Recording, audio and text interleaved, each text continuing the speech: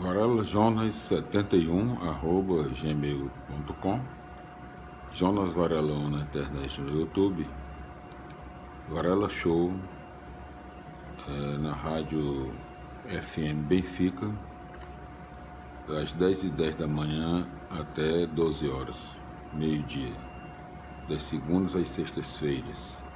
Sejam todos bem-vindos. Hoje nós continuaremos os nossos vídeos são conteúdos, assuntos diversos, variados. No momento o assunto é religião. Nós estamos realizando a nossa tarefa atual, nosso trabalho atual, a leitura das explicações do livro por excelência, que jamais foi contestado, a Bíblia Sagrada. Em todos os seus livros, capítulos e versículos, e todas as informações possíveis que nós possamos levar ao nosso querido público, incentivando assim a leitura da Bíblia Sagrada para todos nós. Nós chegamos aqui na primeira carta de São Pedro, o livro número 21, pela sequência natural da Bíblia Sagrada no Novo Testamento. Primeira carta de São Pedro, um lar para quem não tem casa. Hoje nós continuaremos. No nosso vídeo anterior nós fizemos a leitura das explicações até o capítulo 2, versículo 12. Hoje nós concluiremos a leitura do capítulo 2, a partir do seu versículo 13, Exatamente. Capítulo 2, a partir do seu versículo 13. Então, o capítulo 2, ele conta com, vamos dizer aqui, quantos versículos, 25 versículos. Primeiro tópico, cristãos, 2 pontos, o povo sacerdotal. Segundo tópico, o testemunho provoca conversão. Terceiro tópico, só Deus é absoluto. Quarto tópico, só Deus é Senhor. São 4 tópicos no capítulo 2. Continuaremos hoje a partir do versículo 13. Então, primeira carta de São Pedro, capítulo 2, versículos 13 a 17. O texto exclui qualquer subordinação servil e acrítica, 2 pontos. A obediência só tem sentido quando é a expressão da liberdade de filhos de Deus por causa do Senhor. Sublinhado aqui, por causa do Senhor. As autoridades também são criaturas, entre parênteses, versículo 13, e têm a função de servir, zelando pelo bem comum. Para isso, devem punir os malfeitores e louvar os que fazem o bem. A obediência cristã não é servilismo, pois na comunidade deve existir a relação de amor, a relação para com todos, inclusive para com a autoridade é de respeito, mas só a relação com Deus é definida como temor, isto é, só Deus é absoluto e só Ele deve ser temido e adorado pelo homem. Versículos 18 a 25. O ponto importante é que os cristãos devem sempre fazer o bem, entre parênteses, versículo 20, em qualquer condição, mesmo que para isso tenham de suportar sofrimentos, quando nem se pensava em abolição da escravatura. Esta exortação mostra que Deus não quer a escravidão. De fato, Pedro considera os sofrimentos como injustos, entre parênteses, versículo 19. Se na época era era impensável deixar de ser escravo, torna-se claro que essa submissão é feita por temor a Deus, a exemplo de Jesus Cristo, e não como submissão servil aos patrões, entre parênteses no versículo 18, com todo temor se refere a Deus. A resistência cristã numa situação sem saída consiste em fazer o bem.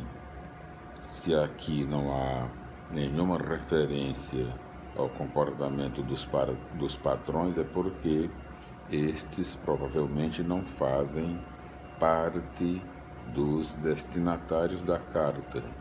Já vimos, entre parênteses, conforme introdução, que se trata de gente fora da pátria e em situação de oprimidos. Glória a Deus, aleluia, minha felicidade, meus irmãos. Vamos para o capítulo 3, da primeira carta de São Pedro. Então, livro número 21 do Novo Testamento, na Bíblia Sagrada, na sua sequência natural. Capítulo 3, da primeira carta de São Pedro, né? Um lar para quem não tem casa.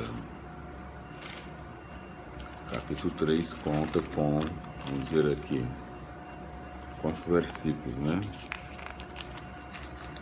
Vamos aqui.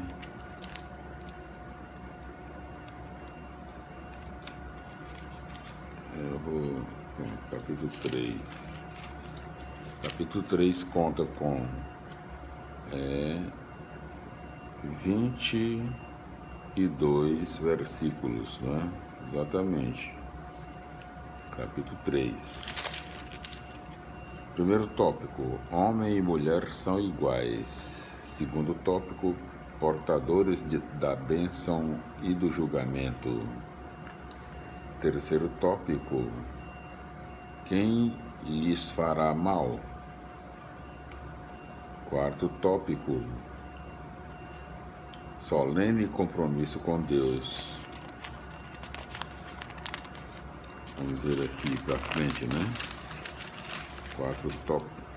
São 4 tópicos no capítulo 3. Vamos para as explicações do mesmo. Capítulo 3, versículos 1 a 17. Capítulo 3, versículos 1 a 7. Repetindo, né? Começam a romper-se as cadeias com que a sociedade patriarcal prendia a mulher. As esposas são anunciadoras de conversão, missionárias em relação a alguns maridos rebeldes ao Evangelho. Elas realizam essa evangelização pela prática, caráter firme e não enfeites.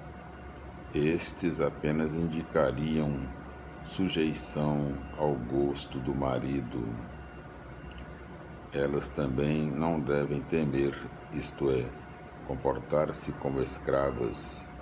O versículo 7 revoluciona a concepção da família patriarcal.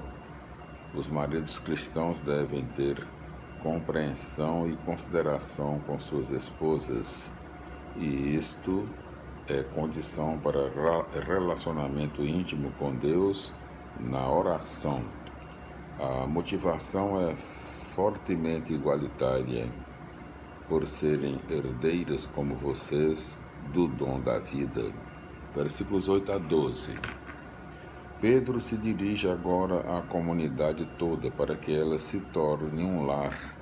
Ele apresenta os elementos mais importantes: compaixão, que consiste em participar da situação do outro; amor fraterno, que tem como ponto central o serviço; misericórdia, que torna possível a convivência entre irmãos que erram; espírito humilde, que não ambiciona o poder e não leva à rivalidade e opressão.